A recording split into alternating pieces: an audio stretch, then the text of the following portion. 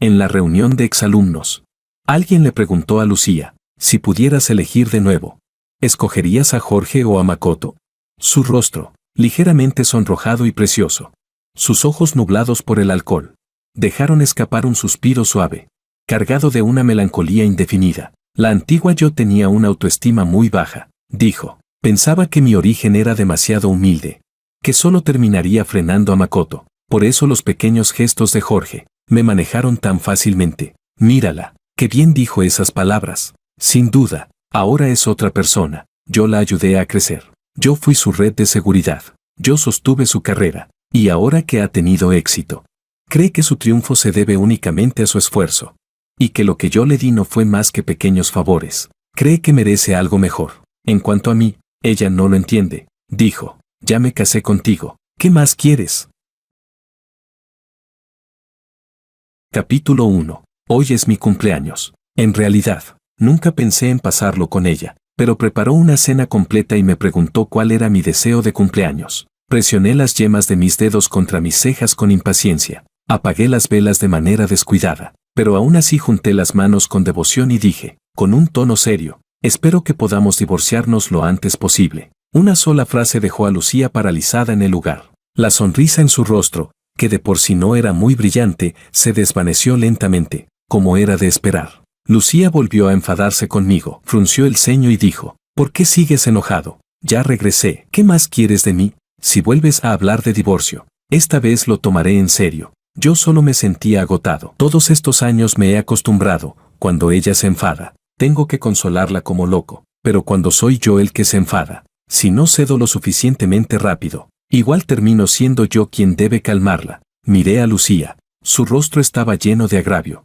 y sí, volvió en un vuelo largo desde el norte de Europa solo para verme. Pasó toda la tarde horneando un pastel para mí e incluso cocinó por sí misma una mesa llena de platos. Estuvo trabajando duro hasta ahora solo para celebrar mi cumpleaños. Y yo ni siquiera me tomé la molestia de tomar un par de palillos. Sí, eso me hace parecer desagradecido. Si esto hubiera sido en el pasado, y mi esposa hubiera hecho todo esto por mi cumpleaños, me habría sentido profundamente conmovido. Si tan solo no acabara de pasar una semana viajando por el norte de Europa con Makoto. La miré fijamente a los ojos y dije sin expresión, divorcio, divorcio, dije divorcio. ¿Está lo suficientemente claro? Si no, puedo seguir diciéndolo. Te ruego que lo tomes en serio. La expresión de Lucía se volvió completamente fría. Tensó la mandíbula, sus labios se pusieron pálidos de tanto apretarlos. Se levantó, y la silla raspó ruidosamente hacia atrás. Dijo, Jorge, ¿te parece gracioso? Yo podría no haberte dicho nada desde el principio.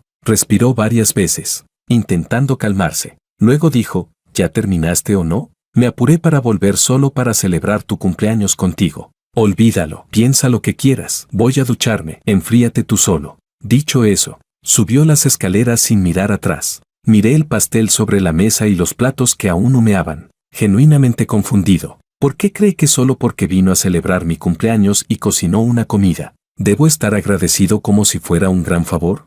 Pero cuando es su cumpleaños, por mucho esfuerzo que haga o por muchos regalos que le dé, si hay una sola cosa que no le gusta, puede cambiar de actitud al instante. Hoy, los chicos habían preparado buena comida, vino fino y modelos jóvenes y hermosas para mí. Podría haber tenido un cumpleaños perfecto con ellos, pero la aparición repentina de Lucía lo arruinó todo. Ella, tan suave y delicada, aferrándose a mi brazo mientras decía, cariño, he venido a llevarte a casa. Luego me arrastró con ella. No expuse su actuación. De hecho, incluso mantuve una sonrisa en el rostro y me despedí educadamente de los chicos. No porque yo sea especialmente tolerante, sino porque he actuado como un hombre decente durante tanto tiempo que instintivamente quiero seguir comportándome de manera correcta.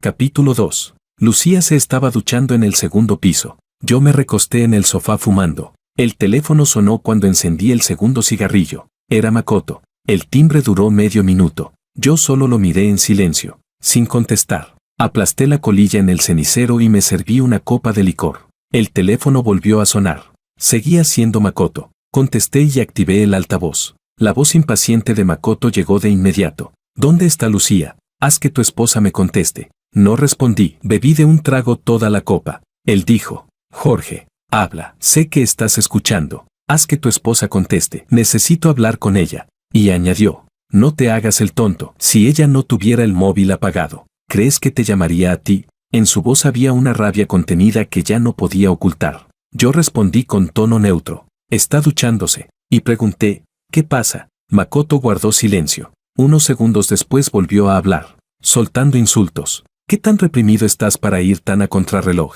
¿En tu cabeza no hay más que las ganas de meterte en la cama con ella? Eres un pringado total. Eso me hizo soltar una carcajada. Dije, me acuesto con mi esposa. Es legal, ni la policía puede meterse. ¿Qué tanto te molesta? Me reí. ¿O es que te jode y quieres que ella te sea casta y pura a ti? Él explotó, no digas estupideces. Y continuó. Esa Lucía que tú ves como una diosa, una joya valiosísima, para mí no es nada. No esperaba menos de un noble venido a menos, incluso endeudado hasta el cuello. Sigue hablando con esa seguridad arrogante. Yo, sin embargo, no tenía ganas de discutir. Le dije, deja de marear la perdiz. ¿Qué quieres? Si no lo dices, cuelgo. La contraseña, gritó Makoto Ito. Y dijo, ¿cuál es la contraseña de tu casa? La del norte de la ciudad. Ese número absurdo, ¿quién se lo va a memorizar?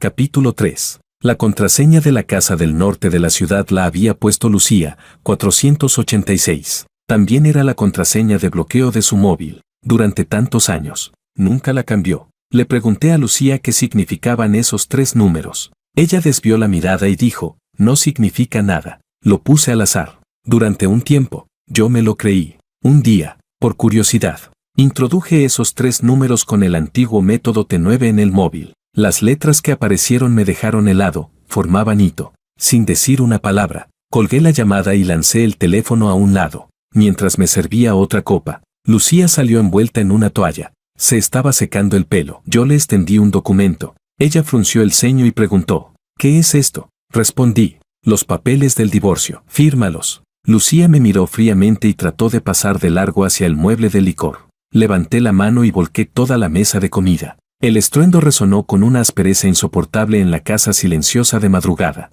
Lucía se puso roja de rabia y gritó, ¿qué quieres exactamente? Solo porque viajé con Makoto ya quieres divorciarte de mí. Solté una risa fría. Dije, tú no eres nadie, no te creas tan importante. Este acuerdo de divorcio, o lo firmas tranquilamente ahora, o te arruino la vida y lo firmas después. Lucía apretó los labios y tiró la toalla al suelo con furia. Dijo, eres imposible. Se dio la vuelta para subir otra vez, pero yo abrí la boca. Makoto llamó hace un momento. Dijo que no puede localizarte, que no sabe la contraseña de la casa y no puede entrar. De inmediato, Lucía se detuvo, frunció el ceño. ¿Por qué no lo dijiste antes? ¿Le diste la contraseña? Respondí, ¿por qué tendría que dársela? Lo dije con una frialdad absoluta. El ceño de Lucía se frunció aún más. Dijo, Makoto solo viene a pedirnos ayuda. ¿Por qué actúas así? Tras decir eso, subió apresuradamente a cambiarse de ropa, pero en un movimiento rapidísimo, me lancé hacia ella y de una patada la hice caer al suelo.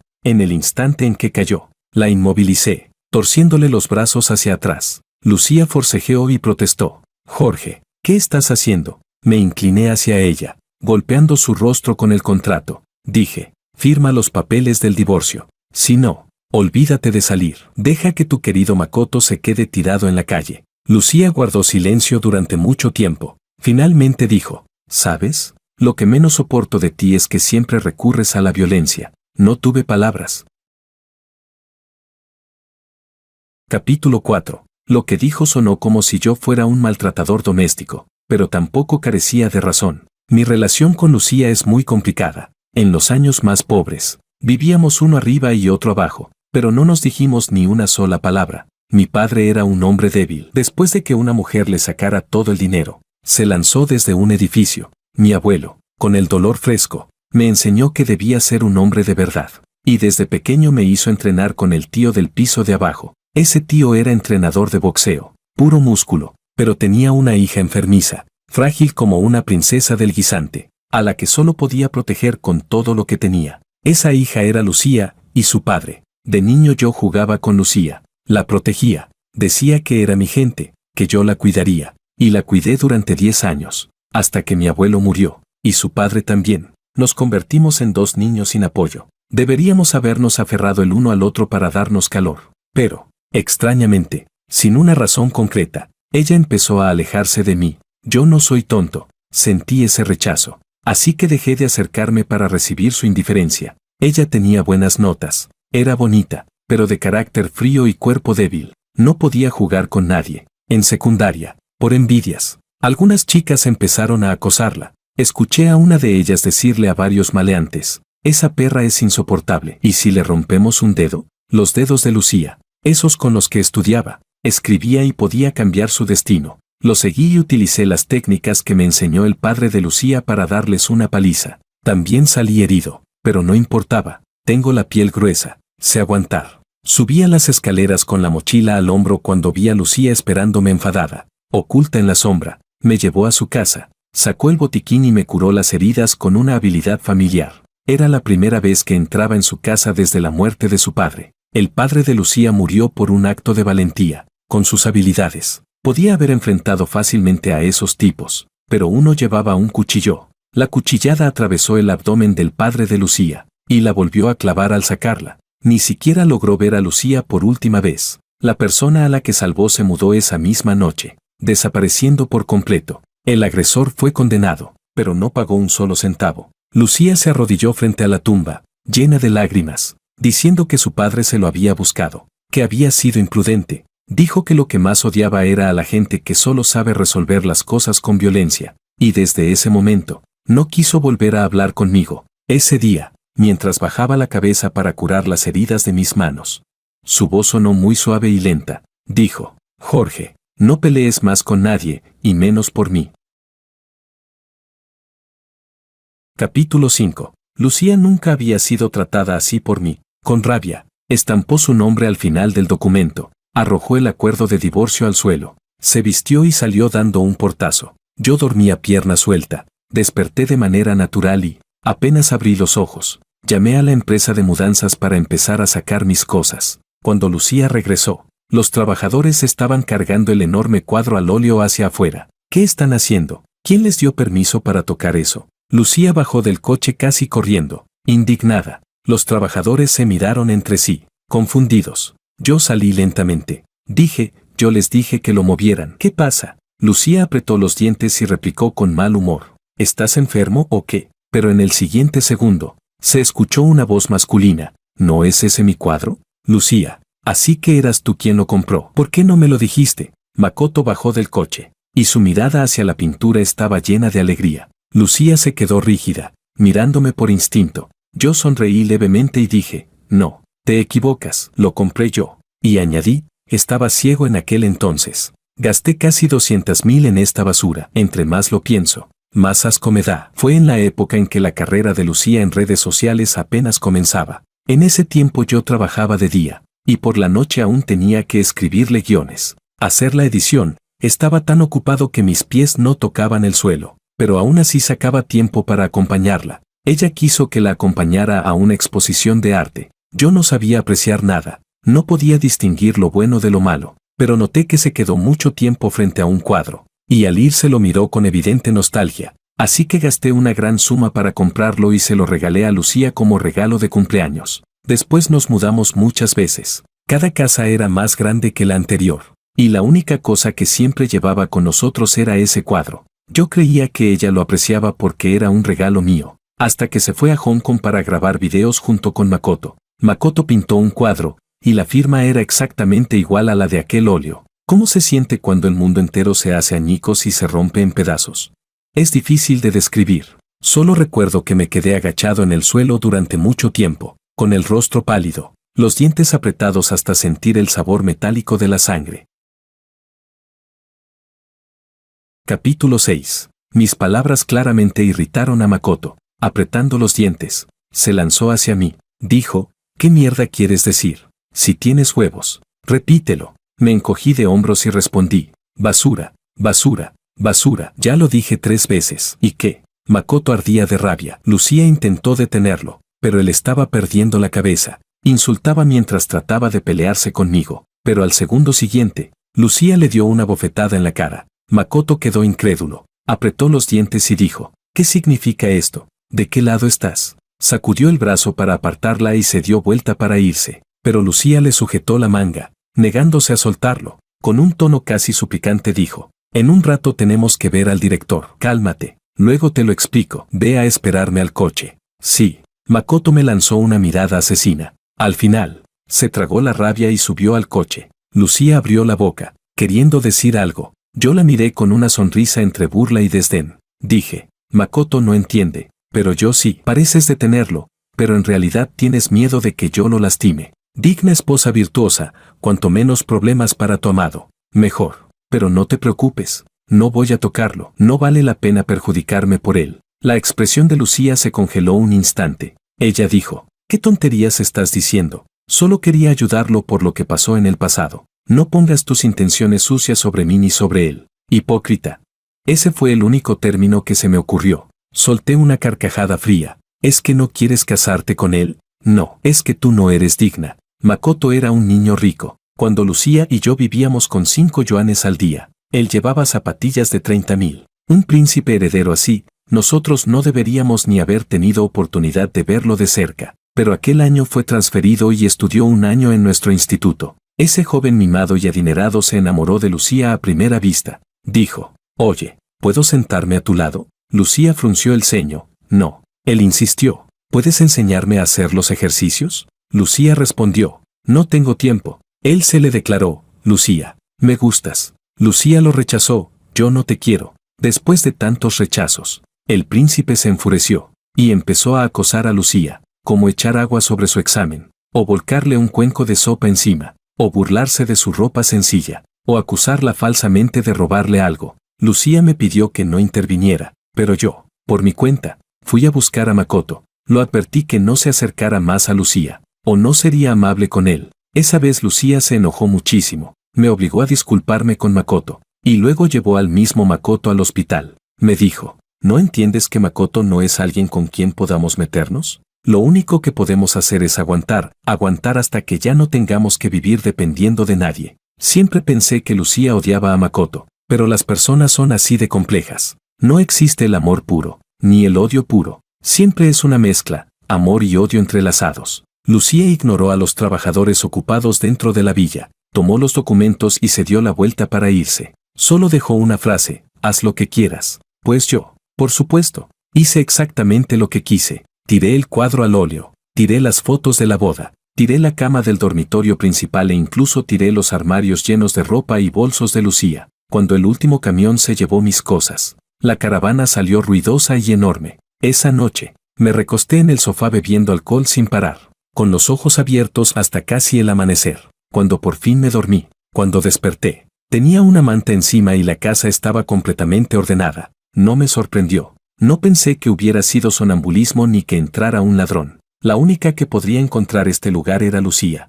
Efectivamente, cuando salí del dormitorio, ella estaba cocinando fideos. Lucía aprende todo muy rápido. En aquellos años, éramos tan pobres que no podíamos comprar comida preparada. Así que Lucía lo hacía todo por su cuenta: cocinar arroz, saltear platos, preparar sopas. Siempre aprendía y lograba que supiera bien. Yo era lo opuesto. Ella no podía entenderlo. Decía: ¿no puedes seguir la receta? Siempre te da por improvisar. Yo tampoco la entendía. Le decía: solo falta una cebolla verde. ¿Qué más da? ¿Hay que bajar expresamente a comprarla? Aquellos días caóticos, llenos de humo de cocina y pequeñas peleas, parecían tener vida propia, pero cuando se piensa bien, parece que fue en otra vida. Ella dijo: ¿ya te levantaste? Lávate los dientes, la cara y desayuna. Yo no me moví. Dije: esta casa es propiedad de antes del matrimonio. A partir de ahora no vengas más. La mano de Lucía, que removía los fideos, se detuvo,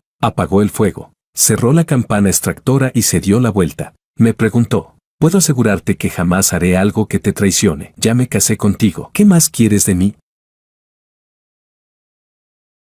Capítulo 7. Esto es lo que me resulta inaceptable. Ella siente que casarse conmigo es una bendición gigantesca para mí. Me reí y dije: entonces realmente te he hecho sufrir. No. A los 18, entramos en la universidad.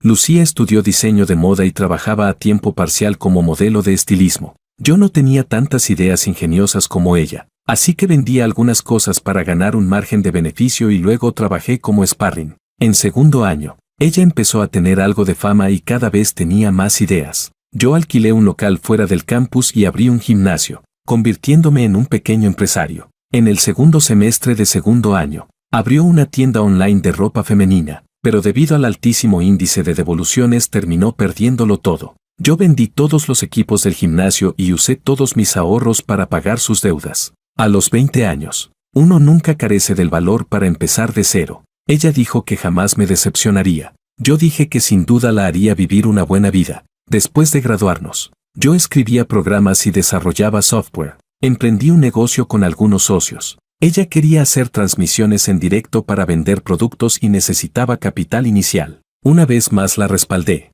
ofreciéndole ideas y apoyo. 5 años después, por fin consiguió construir su propio mundo. Durante esos 7 años, los primeros 3 la mantuve yo. Los últimos 2, ella se transformó en una mujer exitosa e incluso empezó a grabar minidramas donde interpretaba a protagonistas femeninas fuertes. Una vez, en una reunión de antiguos compañeros del instituto, jugaron a verdad o reto. Lucía escogió verdad. La pregunta fue, si tuvieras una segunda oportunidad, ¿elegirías a Jorge o a Makoto? Era una pregunta que me dejó perplejo, tenso de pies a cabeza. Pero Lucía tomó su decisión muy rápido, tomó mi brazo y dijo sin dudar, por supuesto que Jorge. Las 100 veces serían nuestro Jorge. Más tarde, su mejor amiga le preguntó, ¿de verdad? En ese momento, varias chicas estaban charlando en la azotea. Lucía no había llevado su teléfono, así que fui a llevárselo. Justo alcancé a oírla decir, Makoto necesita una pareja con un nivel familiar equivalente. Alguien que pueda impulsarlo. Yo vengo de un origen tan humilde, no tendríamos futuro juntos. La otra chica preguntó, ¿y Jorge? Ella dijo, aunque él sea un buen hombre, ¿cómo decirlo? La yo de antes tenía una autoestima tan baja que las pequeñas atenciones de Jorge me controlaban con facilidad. Es una sensación muy extraña, incluso ahora, al recordarlo. Siento que no era yo quien estaba allí escuchando esas palabras, como si yo fuera un espectador en la platea, viendo una escena de un personaje fisgoneando desde las sombras, sin dolor, sin vergüenza, completamente insensible, sin sentir absolutamente nada. No confronté a Lucía, ni mencioné el asunto. Pasaron 3 meses con total normalidad, tan normales que cuando trato de recordarlos, ni siquiera puedo decir qué hacía o qué pensaba durante ese tiempo. No entendía por qué. Al principio yo tampoco lo comprendía. Mucho tiempo después aprendí un término, respuesta disociativa. Es un mecanismo de autoprotección que se activa cuando una persona enfrenta un dolor extremo e insoportable. Funciona como un interruptor que corta temporalmente la conexión con la fuente del sufrimiento, evitando que el sistema psicológico colapse por completo. Supongo que eso fue exactamente lo que me ocurrió. Mi abuelo solía decir, debes vivir como una hierba salvaje,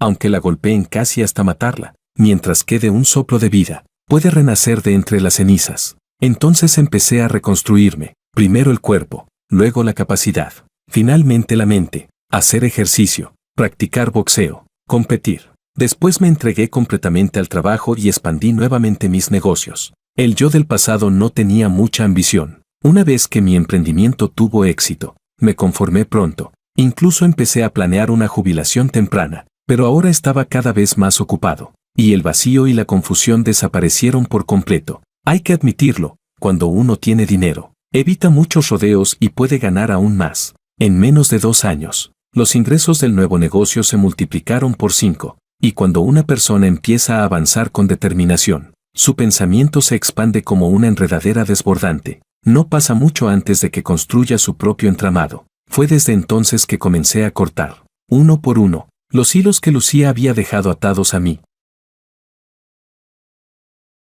Capítulo 8. Dije, Lucía, yo solo quiero vivir unos días en paz. Probablemente somos ese tipo de pareja que solo puede compartir las dificultades, pero no la riqueza. Entre tú y Makoto, haz lo que quieras, pero no me metas en eso. Hablo en serio sobre el divorcio. Mañana nos vemos en el registro civil. Y ahora, lárgate de mi casa. Con cada una de mis palabras, la furia de Lucía aumentaba. Gritó histéricamente, ya te lo he dicho 1000 veces. Entre Makoto y yo no hay nada. ¿Qué demonios necesitas para creerme?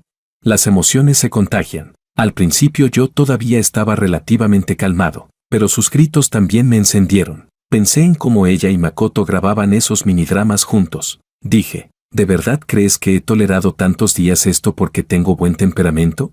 Ponte a pensar, tampoco ha sido fácil para Makoto. Como no puede ser el presidente dominante que sueña ser en la vida real, solo le queda actuar como tal cada minuto para saciar su ego. Pero debe ser duro para un antiguo príncipe heredero de una familia rica tener que agachar la cabeza y complacer a los demás ahora. No. Añadí. ¿Y si yo arruinara la oportunidad que tanto le ha costado conseguir?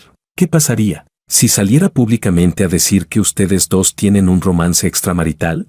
Yo no, Lucía quiso replicar, pero la interrumpí directamente. No hace falta que me digas más. Si mañana no te veo en el registro civil, entonces guarda todas esas palabras para explicarlas al público. Lucía se fue hace 2 horas. La llamada de Makoto llegó 2 horas después. Muy directo, me dio una dirección y dijo, hablemos cara a cara. Miré el registro de llamada, que no alcanzaba 5 segundos. Guardé silencio un buen rato y luego bloqueé y eliminé su número. Pero Makoto es de esos que siempre han vivido con soberbia. Fue directamente a mi empresa. Irrumpió en mi oficina y ordenó, que venga Jorge a verme. Cuando el entrenador me llamó, yo estaba calentando. Me preguntó qué debía hacer. Le dije que no se preocupara. Luego llamé a Lucía. Lucía no respondió. Fruncí los labios y llamé a la asistente de Lucía. Señor Wang, ¿en qué puedo ayudarlo? Contestó ella. Dije, dile a Lucía que le diga a Makoto que se comporte. Si sigue armando escándalos, lo expondré a los medios.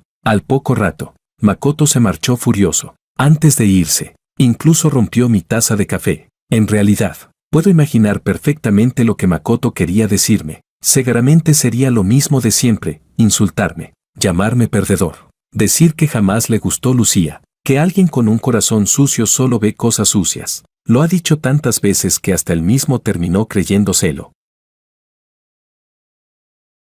Capítulo 9. Llegué al registro civil a las 8 en punto. Esperé media hora y no había rastro de Lucía. La llamé. Antes de que pudiera hablar, su voz molesta ya había llegado a mis oídos. Ya voy en camino, espera un poco. Así que esperé otra hora, cuando ya estaba a punto de explotar. Lucía finalmente llegó, pero del coche bajaron 2 personas. Vi a Makoto bajar con una expresión de fastidio, mientras abría la puerta del coche para Lucía. La regañaba. No sé por qué te apresuras tanto. Te torciste el tobillo. ¿Te duele? Déjame ver. Se acercó a ella. Pero Lucía lo apartó con la mano y dio un paso atrás, girando la cabeza para mirarme. Tal vez mi expresión era demasiado sombría. Lucía apretó los labios. Dijo, ya está, ya no duele. ¿No decías que tenías algo que decirle a Jorge? Makoto se quedó congelado. No pude ver bien su expresión, pero con media cara bastaba para notar que su humor no era nada bueno. Luego se giró y caminó hacia mí. Dijo, Jorge. De verdad no hace falta que seas tan rencoroso. Lo he dicho 100 veces, entre Lucía y yo no hay absolutamente nada. Si quieres divorciarte, hazlo, pero no me metas. Yo no cargaré con esa culpa. Lo que no entiendo, frunció el ceño. Su mirada llena de desprecio, es si en tu cabeza no existe nada entre un hombre y una mujer que no sea romance. Claro, quien tiene el corazón sucio ve suciedad en todo. Mientras más inútil es uno, más desconfía. Deberías mirar tus propios problemas. No le respondí. Agaché la cabeza y seguí buscando en mi teléfono. Mi evidente distracción irritó aún más a Makoto. Dijo, Jorge, te estoy hablando. Al segundo siguiente, el teléfono de Lucía sonó con una notificación. Levanté la cabeza. Dije, si yo no les hago nada, ¿ustedes de verdad piensan que soy un cobarde? No, es solo que no quiero perder tiempo en ustedes. Y ahora, señalé a Makoto. Dije, tú, vuelve al coche. Luego señalé a Lucía. Dije, ¿y tú? Entra a divorciarte conmigo. Tú. Makoto estaba tan furioso que quiso levantar la mano, pero Lucía lo sujetó otra vez. Su rostro nunca había estado tan pálido. Apretaba el móvil con tanta fuerza que sus dedos estaban blancos. La razón era simple, yo acababa de enviarle una foto y un video. En la foto, Lucía estaba envuelta en una toalla, y Makoto la llevaba en brazos. El video era aún más interesante. En la habitación del hotel, Lucía, de espaldas a la cámara, se quitaba una chaqueta sucia. La corbata de Makoto estaba desordenada y él corría las cortinas. Lucía murmuró con los labios temblorosos. ¿Cómo conseguiste este video? ¿Lo grabaste tú? Negué con tranquilidad. No, dije, pero la persona que grabó el video me buscó a mí primero. Pedía 4 millones. No quise pagar, así que le di tu contacto. Makoto, rojo de ira, dijo, no hicimos nada. No le hice caso. Mi mirada seguía fija en Lucía. Dije, si hicieron o no, No importa, si no, no habrían pagado esos 4 millones. Puede que realmente no se acostaran, ¿quién lo sabe? Pero eso no importa. Un escándalo así no se puede desmentir del todo. Y el daño de un escándalo supera con creces 4 millones. Dije, no lo hice público porque eres mi esposa. Si la bolsa se desploma, yo pierdo dinero. Pero Lucía, no me obligues. Tras decirlo, caminé hacia el ascensor. El ascensor bajó del tercer piso al nivel -1. Cuando se abrieron las puertas, Lucía ya había llegado. No dijo nada más. Caminó en silencio. Tomamos un número y esperamos. La funcionaria preguntó, ¿confirmáis que deseáis divorciaros?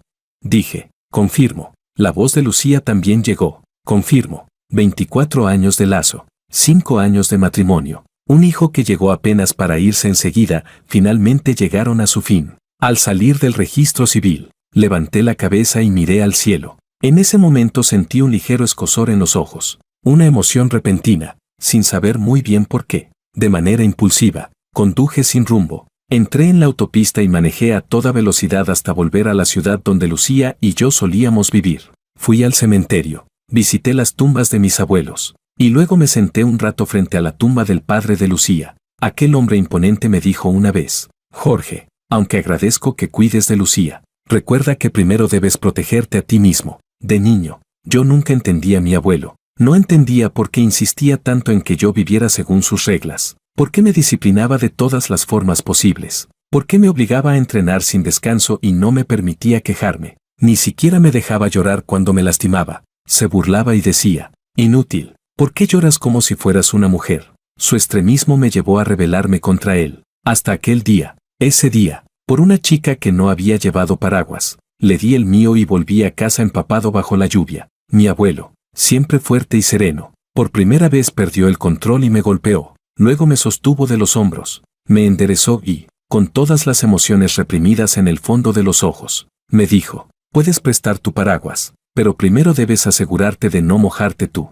Debes saber respetar a una mujer, pero no permitir que una mujer controle tu pensamiento, y mucho menos ignorar tu propia dignidad. Cerró los ojos un momento, y con voz lenta añadió, el abuelo ya no puede seguir, no me queda mucho tiempo. ¿Qué harás tú después? No sigas el camino de tu padre, no destruyas tu propia vida. A su hijo, a mi padre, él nunca le exigió grandeza, solo quería que viviera bien, que viviera con dignidad, pero ni siquiera tuvo la oportunidad de volver a verlo. Su propio hijo era débil, sin carácter. Por una mujer permitió que ella decidiera todo, la dote, el coche, la casa, hasta que lo dejó sin nada y lo expulsó de su vida. Al final, él terminó en la azotea. Mi abuelo solo quería que el hijo de su hijo viviera con dignidad. Creo que no lo decepcioné, pero también perturbaría su paz si siguiera viniendo a molestar. Antes solía venir a menudo a desahogarme con él, pero ahora, está bien así. Yo no recuerdo haberme sentido tan bien en toda mi vida. Capítulo 10. Lucía y yo dedicamos un poco de esfuerzo a la división de bienes. Transferimos lo que había que transferir y traspasamos lo que debía traspasarse. Cuando el abogado redactó en su momento el acuerdo de divorcio, ya me había advertido. Si buscas rapidez, puedes ceder un poco en los bienes. Si buscas maximizar beneficios, tomará más tiempo. Lo pensé durante mucho tiempo y al final adopté una postura relativamente justa para repartir los bienes. Cuando firmamos, Lucía no lo revisó con atención. Ya cuando volvió a mirar el documento después, guardó silencio durante un largo rato, apretó los labios y dijo, no cabe duda, eres un hombre de negocios frío y despiadado. Yo me reí, no te hice perder nada. Ella respondió, no hablo de eso. Mi trabajo se volvió cada vez más absorbente, y el contacto con Lucía se hizo cada vez más escaso. Makoto entró en un nuevo rodaje, pero es alguien muy difícil de tratar. Todos los días criticaba y daba órdenes al equipo de producción. Quien lo veía podría pensar que él era el inversor principal. Eso me lo dijo David durante una cena. David es compañero nuestro y también uno de los financiadores del proyecto. Con impotencia comentó, ¿ese Makoto no se la pasaba antes acosando a Lucía? ¿Cómo diablos terminaron liados esos dos? Tomé un sorbo de alcohol y sonreí. Lo que uno no puede conseguir siempre parece más valioso. Lo que no se tiene siempre parece mejor. El amor es algo con un poder destructivo enorme. Y yo, al parecer, me convertí en el hombre que ella nunca pudo tener. Ese día, Lucía me llamó de repente. Me dijo, cariño, me duele mucho el estómago, ¿puedes venir a acompañarme? Estaba recostado en el asiento trasero del coche tomando una siesta. Me despertó y, molesto, respondí, si te duele, ve al médico. ¿Para qué me llamas a mí? Pero en ese instante, el coche frenó de golpe. La secretaria que estaba a mi lado se inclinó hacia adelante y soltó un ligero grito. Lucía guardó silencio unos segundos y preguntó, ¿dónde estás? ¿Qué estás haciendo? No le respondí. Colgué la llamada. 2 días después, de madrugada, me llamó su asistente. Señor Wang, Lucía bebió demasiado y no me deja tocarla. ¿Podría venir a recogerla? Me quedé mirando el techo durante un rato. Le respondí solo unas palabras. No puedo ir. Aquella tarde, Lucía volvió a llamar. Su voz sonaba débil. Dijo, el médico me preguntó si tengo alergia a algún medicamento, y no lo sé. Entonces, algo en mí percibió que había algo extraño. No dije nada. Pude oír su respiración suave al otro lado de la línea. Hacía mucho tiempo que no estábamos en silencio así, uno frente al otro, sin hablar. Ella estaba ocupada, yo estaba ocupado. Lo que nos decíamos eran siempre cosas importantes, sin una sola palabra trivial. Dicen que mientras más tonterías comparte una pareja, mayor es su felicidad. ¿Qué es ser pareja? Es que, aunque no haya nada que hacer, aún así quiero perder el tiempo contigo, pero algo tan simple, para Lucía y para mí, siempre fue extremadamente difícil. Dije, Lucía, si sigues contactándome tan frecuentemente, me harás pensar que estás arrepentida. La respiración de Lucía se detuvo por un instante, luego se volvió súbitamente agitada. Gritó, ¿arrepentida de qué? Yo nunca quise divorciarme. Fuiste tú insististe, tú me obligaste. Me reí. Sí, mi voz era baja. Yo te obligué. Y continué, pero dime, ¿no es raro? Éramos marido y mujer. Sin embargo, Makoto podía manipularte a través de mí. Luego añadí, no tienes ningún antecedente de alergias, a menos que sea necesario. Deja de contactarme. Capítulo 11. El hijo de David cumplía 100 días y organizó una fiesta. Yo estaba en la lista de invitados. Cuando llegué, la celebración ya había comenzado. Le entregué el regalo a David y él me retuvo charlando un buen rato. Como aún tenía que atender a otros invitados, trajo a una chica para presentármela. Dijo, mi hermano del alma. Y luego, mirándome a mí, esta es mi prima, está soltera, hablen ustedes. Después de decir eso, se dio la vuelta y se fue, dejándonos a los dos mirándonos en silencio. Cuando reaccioné, le brindé una copa con cortesía. Le dije, me llamo Jorge, ¿cómo debería dirigirme a usted? Ella apretó un poco los labios y respondió, Ana Su. Era una chica amable, muy buena conversadora. En unas pocas frases ya estábamos hablando con naturalidad. Al enterarse de que yo también tenía varios gimnasios, ladeó la cabeza y preguntó, últimamente me duelen un poco los hombros y el cuello, ¿hay algún ejercicio adecuado? Dejé mi copa y dije, ¿puedo tomarte el pulso? ¿Te molesta? Ella abrió los ojos sorprendida. ¿Tú sabes hacer eso? Respondí, un poco. Muchos clientes necesitan ajustar el cuerpo mientras entrenan, así que contraté a un médico tradicional chino. Lo seguí un tiempo para aprender. La medicina tradicional china se enfoca en observar, escuchar, preguntar y palpar. Para mí, las 3 primeras suelen ser suficientes. La última, tomar el pulso, es más bien un adorno. No sirve para detectar problemas profundos, pero sí síntomas superficiales. Como Ana, su pulso era predominantemente tenso. Los vasos estaban tensos. En el lado izquierdo, tenso pero débil, sin fuerza al presionar. Cambia de mano. En el lado derecho, su pulso era profundo y fino. Dije, últimamente has trasnochado bastante. Señorita Ana, tu energía del hígado está un poco estancada. Nada grave. Pero ahora mismo, ¿te duele la cabeza? Ana abrió los ojos aún más, claramente sorprendida. Exacto, dijo levantando el pulgar. Señor Wang, impresionante. Sí que tengo algo de migraña, pero no es grave. Miré alrededor. Dije, vamos a un lugar más tranquilo. Te puedo presionar algunos puntos. No hará milagros, pero aliviará un poco. Ella respondió, vale. Nos dirigimos hacia la sala de descanso. Justo entonces, alguien me tiró del brazo. Al voltear la cabeza, era Lucía. Fruncía el ceño y miraba a Ana con hostilidad. Le pregunté, ¿pasa algo? Ella dijo, sí. Ana me miró y preguntó, ¿necesitas que me retire? Sonreí y dije, un momento, pero Lucía ya me estaba arrastrando hacia afuera. Dije con impaciencia, ¿qué quieres? Ella preguntó, ¿quién es esa mujer? Respondía a otra cosa. Ahí supe que había venido a buscar pelea. Me giré para irme. pero volvió a agarrarme de la manga. La miré con el rostro serio. Dije, Lucía, no puedes quererlo todo. Nada en esta vida va a ser siempre tuyo. Por un instante, vi en sus ojos una confusión desorientada que nunca antes había mostrado. Capítulo 12. Esa noche, Ana pidió subir a mi coche y la llevé a su casa. Yo sabía que el coche de Lucía había estado siguiéndonos todo el tiempo. Ana me preguntó si quería subir un momento. Lo rechacé con cortesía, aunque intercambiamos nuestros contactos. No volví directamente a casa. Aparqué en la calle. Poco después, Lucía se acercó lentamente. Dijo, Jorge, hablemos. No sabía de qué podía hablar con ella, o si quedaba algo que pudiéramos conversar. Abrió la boca, a punto de decir algo, cuando de pronto Makoto apareció de la nada. Agarró a Lucía y la interrogó. ¿Por qué no me contestas el teléfono? Lucía frunció el ceño, sorprendida. ¿Qué haces aquí? Makoto replicó. Soy yo quien debería preguntarte por qué estás con él. Lucía dijo. ¿Me estás siguiendo? Makoto, fuera de sí, gritó. ¿Y qué si te sigo? Si no hubieras hecho nada malo, ¿qué te importa que te siga? Lucía, fuiste tú la que quiso hacerse la santa, diciendo que quería salvarme, rogándome que actuara contigo. ¿Y para qué? ¿Para que yo tenga que inclinarme ante todo el mundo todos los días? ¿Eso es lo que llamas salvar? Ahora que tengo un problema serio, ¿dónde estás tú? Cállate ya.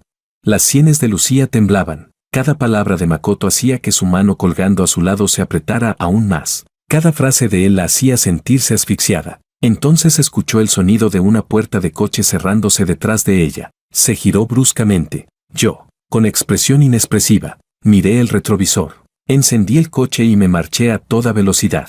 Capítulo 13. Makoto se metió en problemas. Como siempre menospreciaba a todos y daba órdenes al equipo. El director finalmente tomó una decisión, reemplazarlo. Makoto ardió en furia y terminó peleándose con el director en pleno set. Miré la imagen clara en la foto y le dije a la persona al otro lado del teléfono, públicalo, pero deja un poco de suspenso, que la gente primero adivine quién es. Desde hace mucho sabía que divorciarse no es fácil, por eso debía acertar de un solo golpe. La aparición de Makoto llegó en el momento perfecto. Controlarlo a él era controlar a Lucía. Muy pronto, la noticia de un actor de bajo perfil causando un escándalo en el set llegó a las tendencias. Entre los comentarios, había dos teorías. Primera, ese actor no temía enfrentarse al poder. Segunda, ese actor tenía un trasfondo nada sencillo. Poco después, miembros del equipo comenzaron a denunciar al actor, que no tenía talento, que no toleraba críticas, que era arrogante y prepotente, e incluso que una vez había arrojado una bandeja de comida sobre un trabajador. Yo solo esperaba tranquilamente la reacción de Lucía, pero pasaron 24 horas y no hubo ninguna, así que publiqué la segunda tanda de pistas. En un coche, una mujer comía cerezas. El hombre frente a ella extendía la mano para recoger el hueso que ella escupía. Muy pronto, la identidad de la mujer fue descubierta, Lucía, y después su estado civil, incluido el hecho de que estaba casada, conmigo. Esta vez Lucía reaccionó rápido. Dijo que solo eran amigos, que no aceptaba especulaciones malintencionadas y que se reservaba el derecho de acudir a la vía legal. Al mismo tiempo, yo también respondí, ya estamos divorciados. En un instante, las conjeturas explotaron por todos lados, y justo entonces, Lucía llamó, preguntó, ¿por qué?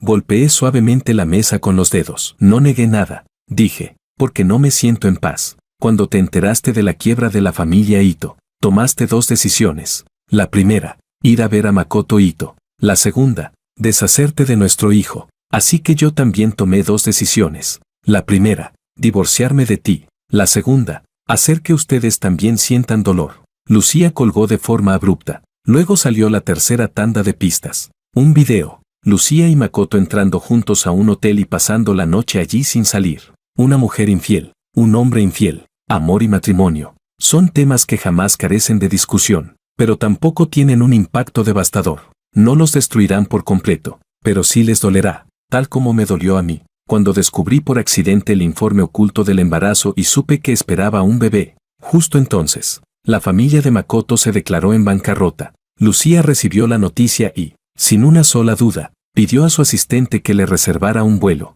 Aquel día era el aniversario de la muerte de mi abuelo. Yo estaba muerto por dentro y le pregunté si realmente iría a ver a Makoto. Ella, molesta, respondió, No puedo quedarme de brazos cruzados mientras alguien se hunde. ¿Quedarse de brazos cruzados? ¿Quién se estaba hundiendo? Nadie. Bueno, sí. Ella decidió dejar morir a nuestro hijo. Capítulo 14. Un escándalo convirtió a Lucía en una paria, en alguien a quien todos querían aplastar. Fue bloqueada en toda la red. Su tienda online cerró. Su carrera se derrumbó. Y Makoto también se quedó sin salida. Makoto me gritó: Jorge, estás arrinconando a la gente hasta matarla. Estás pasando todos los límites. ¿Con qué derecho me haces esto? ¿En qué eres mejor que yo? Solo tuviste un poco más de suerte. Pero Jorge, en el corazón de tu esposa, siempre he sido yo. Tú jamás podrás compararte conmigo. Miré su rostro distorsionado por la rabia y dije con sarcasmo: Lucía no te dejó tocarla, ¿verdad? La conozco. ¿Te rechazó? No. Mis palabras tocaron exactamente su punto débil. Makoto levantó el puño y quiso golpearme. No esquivé. Levanté la pierna y, justo cuando se acercó, le di una patada directa en la rodilla. Makoto soltó un grito miserable y cayó de rodillas, pálido, con la mirada perdida por un instante. Apretó los dientes y dijo: ¿Te atreves a golpearme? Respondí: ¿Cuándo te golpeé? ¿No fuiste tú quien vino a arrodillarse a pedirme perdón? Él gritó: Jorge, tú.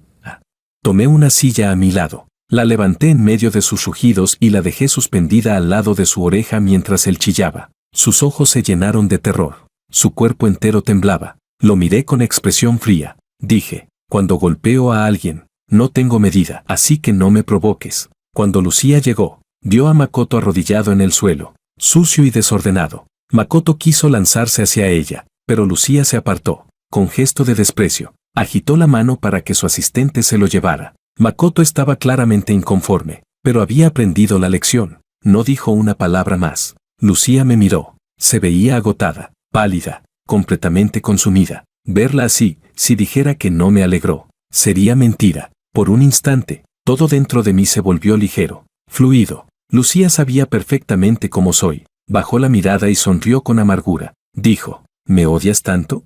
Sentado en mi silla giratoria, jugueteando con un bolígrafo, respondí: no diría tanto, no llega al odio, simplemente me das asco. Hubo un tiempo en que sí llegué a odiarla, pero luego entendí que el odio es demasiado intenso y no describe con precisión lo que siento. Asco, esa palabra es más exacta. Evidentemente, Lucía también sintió el golpe de esa palabra. Su mano tembló un segundo, incluso su voz estaba rota. Yo nunca quise traicionarte, dijo. Respondí: pero al final igual acabarías con Makoto. Eso no es verdad, replicó con firmeza. Qué segura sonaba. Yo me encogí de hombros. No es asunto mío. Vete. Ella dijo con la voz temblorosa. Cariño. Respondí: lárgate.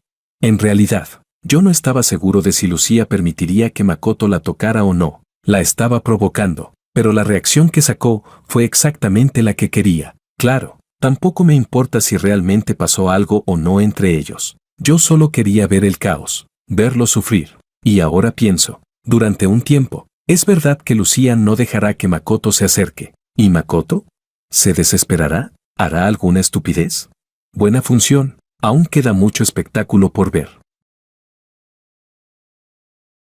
Capítulo 15. Claro, ver el espectáculo es solo una parte de la vida. Yo también estaba bastante ocupado. En ese tiempo, Ana y yo salimos a comer un par de veces. David me envió una fila de signos de exclamación. ¿No me digas que te vas a convertir en mi cuñado?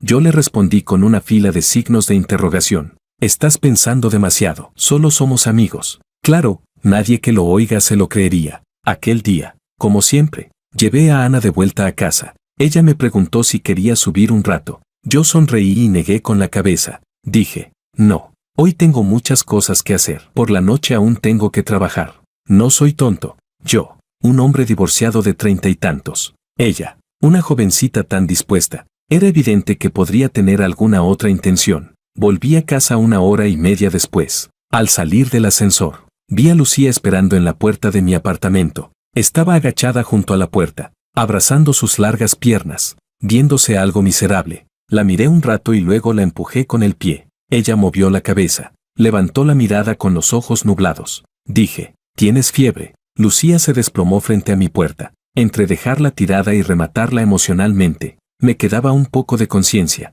Reprimí mis peores ideas y avisé a su asistente. La aparté y entré en casa. Aproximadamente 40 minutos después escuché ruido, deberían habérsela llevado. Me encogí de hombros. ¿Qué más da? Una fiebre no mata a nadie. Pero aquello pareció golpear a Lucía especialmente fuerte. Con la ropa de hospital puesta, volvió a plantarse delante de mí, sus ojos enrojecidos, llenos de venitas. Dijo: tú no me harías esto, Jorge no me haría esto, él nunca me dejaría tirada. Aquello era curioso. Dijo Jorge, dijo él, como si la persona de la que hablaba no fuera yo. Aunque siendo sincero, yo también a veces siento que ese Jorge tampoco soy yo. Ese Jorge que siempre la protegía en silencio. Ese Jorge que le despejaba el camino para que pudiera estudiar tranquila. Cuando lo recuerdo, me siento idiota. Y aquel Jorge que sufría por Lucía hasta querer morirse. ¿Cómo pude ser tan débil, tan torpe, tan ridículo?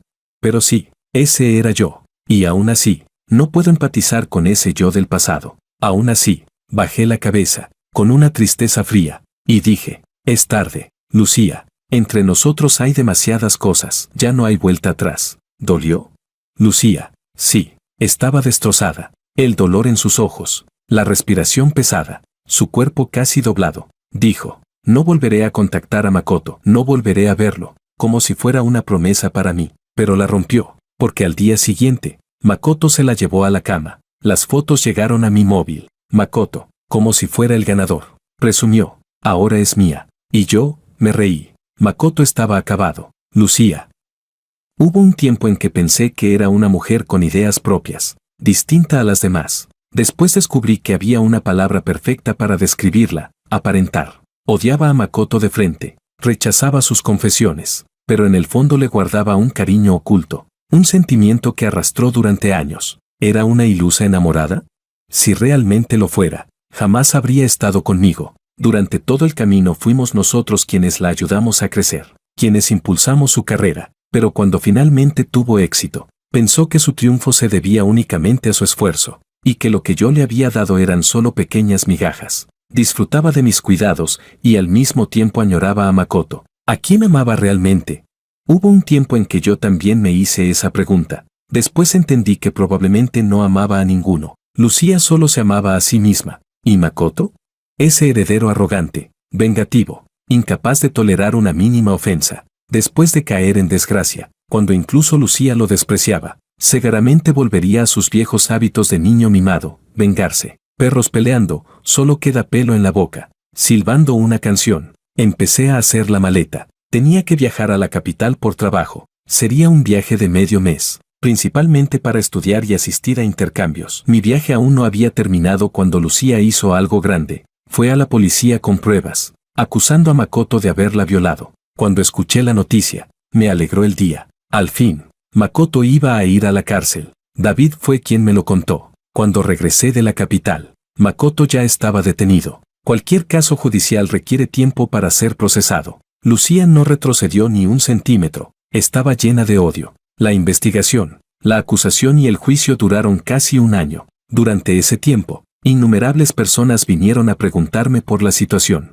A todas las despaché con firmeza, pero sin darles la espalda. Mi vida continuaba. El enredo entre Lucía y Makoto no era más que un tema anecdótico para matar el tiempo. Lo único digno de mencionar fue un mensaje que Lucía me envió. Me preguntó si me arrepentía de haberla conocido. No le respondí, pero yo mismo lo pensé durante mucho tiempo. Creo que no me arrepiento. Aquellos días fueron demasiado amargos, como vivir sumergido en agua helada. Incluso respirar dolía. Y la soledad es aún más cruel, como una enredadera apretándote el cuello, impidiéndote respirar. En esos días necesitaba a alguien, a quien fuera, aunque solo se sentara a mi lado y dijera un par de cosas sin importancia. Eso ya hacía que el mundo fuera un poco menos insoportable. Después ella cambió. Sus defectos eran como agujas clavándose en el corazón. Tocar uno dolía, pero su compañía en aquel entonces fue real. Fue su existencia la que me dio un pequeño espacio para respirar. Así que, ¿de qué podía arrepentirme?